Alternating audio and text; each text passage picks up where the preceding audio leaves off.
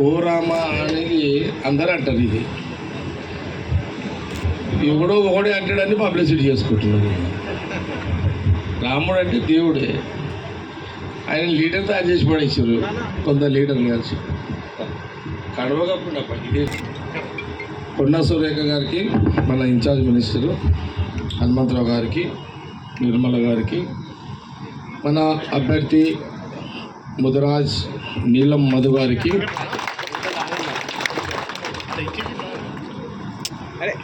Media సోదరులకు, party నాయకులకు, కార్యకర్తలకు, ముఖ్యంగా మన ఇన్ఛార్జ్ కొండా సురేఖ గారు ఎన్నికల ప్రభుత్వ పరంగా మనకి ఇన్ఛార్జే, మనకు ఎన్నికల ఇన్ఛార్జ్ కూడా కొండా సురేఖ గారు. వారు వరంగల్లో పార్లమెంటు చూసుకుంటూ,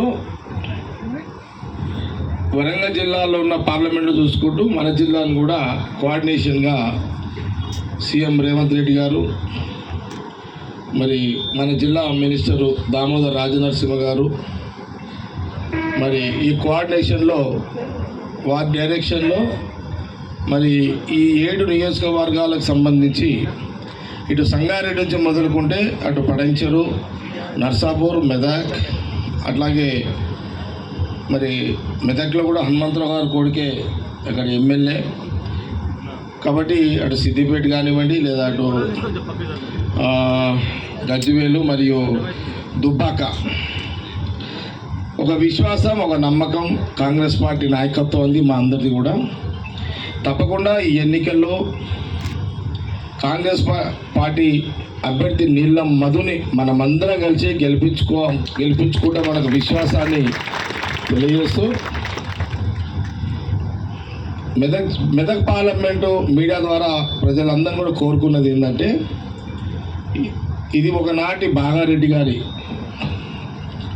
పార్లమెంటు, ఆ తర్వాత ఇందిరాగాంధీ గారి పార్లమెంటు. ఇప్పుడు ఈ ఎన్నికల్లో కాంగ్రెస్ పార్టీ అభ్యర్థి నీలం మధుకి అవకాశం దక్కే విధంగా మనం అందరం కూడా కృషి చేసి ఆయన గెలిపించుకోవాలని నేను మెదక్ పార్లమెంట్లో ఉన్న ప్రజలందరినీ కూడా, సరే కులపరంగా ఆయన ముదిరాజే కానీ బీసీ, నేను మెదక్ పార్లమెంట్లో ఉన్న అందరి కులస్తులకు, యావత్ బీసీ కులస్తులందరూ కూడా కాంగ్రెస్ పార్టీ పక్షాన నేను మేమందరం కోరుతున్నాము. కులపరంగా ఆయన ముదిరాజు అయినప్పుడు కూడా ముదిరాజులందరూ కూడా ఆయన సహకరిస్తారు.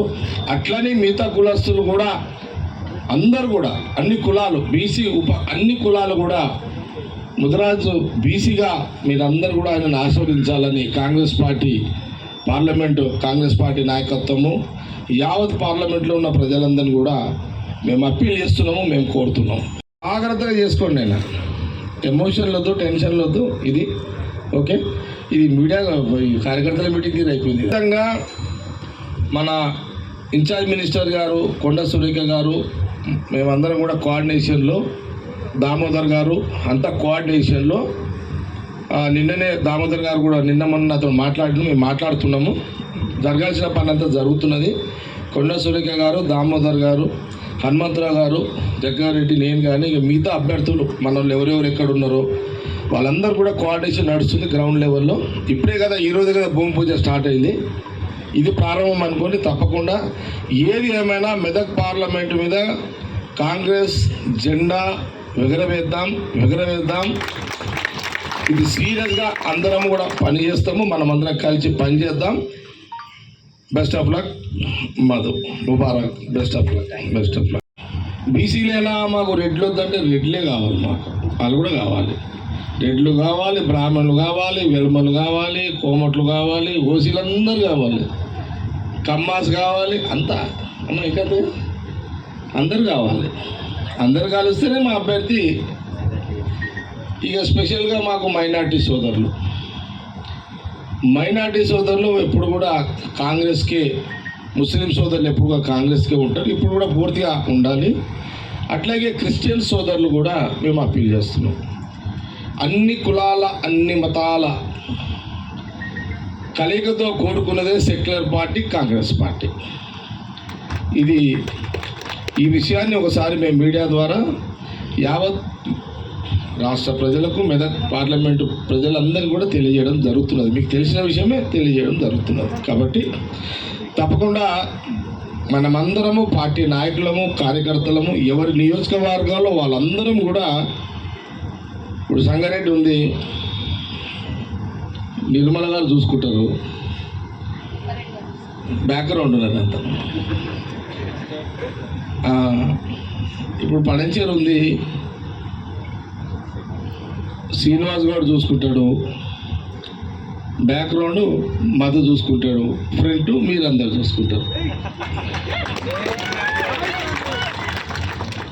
హనుమంతరావు గారు ఉన్నారు, అలా కొడుకు చూసుకుంటాడు. ఆయన బ్యాక్గ్రౌండ్ మళ్ళీ ఆయన కూడా చూస్తాడు హనుమంతరావు గారు.